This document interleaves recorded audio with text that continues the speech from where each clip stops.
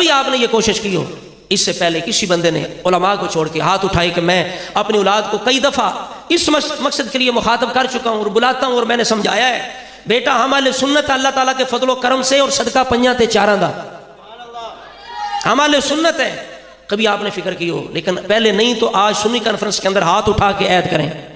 ہاتھ اٹھا لیں، کچھ نہیں ہوتا، اور یہ وعدہ کریں اپنے آپ کے ساتھ کہ آئندہ ہم بار بار اس چیز کی فکر کریں گے اور یہ فکر رکھیں گے کہ ہماری اولاد اور کچھ بنے یا نہ بنے کم از کم پکے سنی ضرور بن جائے،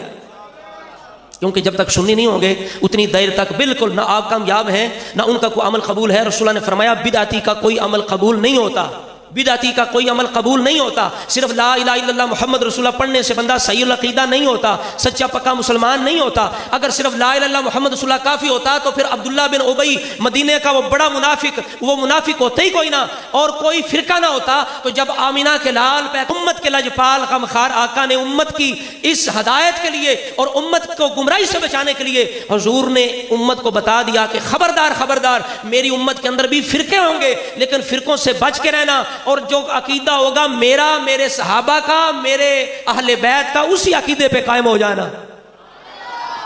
جب رسول اللہ نے فرمایا اس امت کے اندر عقیدے ہوں گے تو آپ نے یہی بتانا چاہنا کہ بھئی صرف لا الہ الا اللہ محمد رسول اللہ پڑھنا کافی